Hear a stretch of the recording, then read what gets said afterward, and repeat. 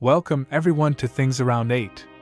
Dear friends, in this video we will talk about the arrest warrant issued by Nicolás Maduro's dictatorship against Edmundo Gonzalez, the legitimate winner of the July 28th elections, and how the Chavista dictatorship is consolidating itself in Venezuela. And if you are not yet subscribed to the channel, subscribe now and click on the notification bell so you don't miss any news. On Monday, September 2nd, the Venezuelan justice system accepted a request from the public prosecutor's office to issue an arrest warrant against Edmundo Gonzalez, Nicolás Maduro's opponent who, according to the released records, won the July 28th presidential election by a large margin. According to the Venezuelan public prosecutor's office, which is directly controlled by Maduro, Gonzalez ignored 3 subpoenas to testify before the courts. Gonzalez justified his absences by fearing that he would be arrested by the Venezuelan dictatorship, which is investigating him for a series of alleged crimes, such as usurping the functions of the electoral authority. As many know, Nicolás Maduro and the CNE, the Venezuelan electoral body directly controlled by him, refused to provide any proof of his alleged victory in the presidential elections of July 28th. With the Venezuelan Supreme Court going even further and placing all the records under judicial secrecy. However, the opposition, represented by Edmundo Gonzalez and led by Maria Corina Machado, managed to gain access to 81% of the records, which were digitized and published on a website for public consultation.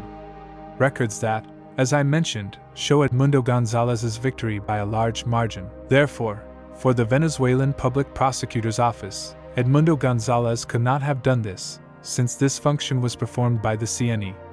But since the CNE simply refuses to do so, precisely to hide Maduro's defeat, the opposition went ahead and did it. The Venezuelan justice system also accuses Edmundo Gonzalez of very serious crimes, such as sabotage, terrorism and criminal association, with the dictator Maduro accusing him of creating armed groups with the intention of causing unrest in the country.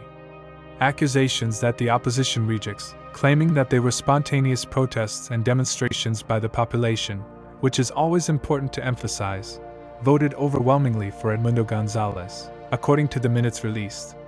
This arrest warrant was seen as inevitable by many experts who follow the crisis in Venezuela, representing a natural step in the escalation of repression by the Chavista dictatorship led by Maduro. The electoral fraud committed in Venezuela is seen as one of the most serious in the history of democracy in Latin America.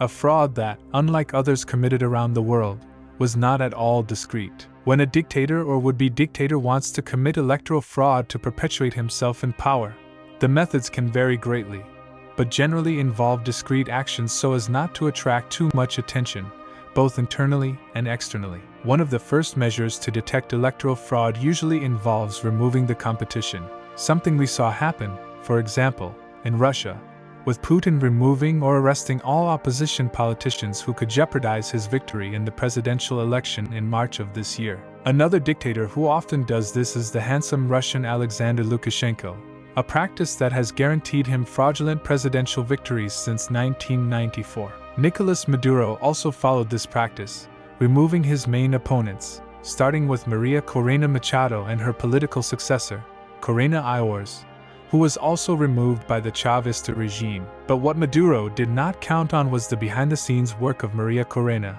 who managed to mobilize the entire opposition behind Edmundo Gonzalez's candidacy.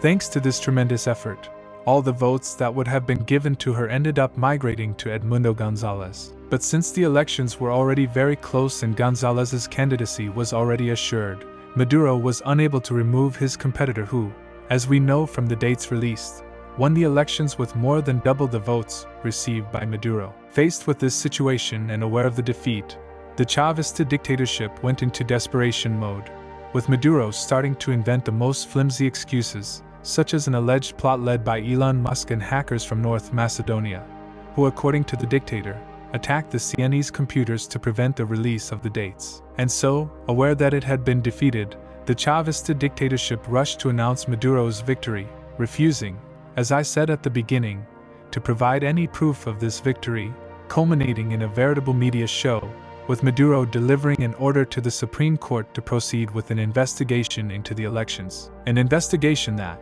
as we know, resulted in the secrecy of all the minutes and the declaration by that court of Maduro's victory, once again, without presenting any proof of this.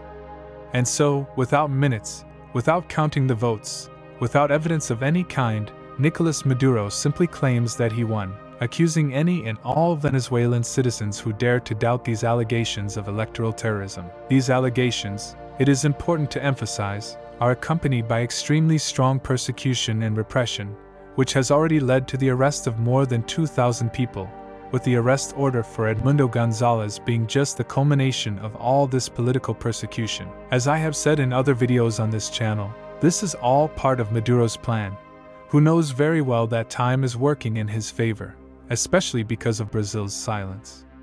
As many know, electoral fraud in Venezuela was denounced by many countries and organizations that refused to recognize Nicolás Maduro's victory in the elections. Brazil, led by President Lula, also did not recognize Maduro's victory. However, it refuses to acknowledge that there was fraud, limiting itself to asking, time and time again, for the release of the records.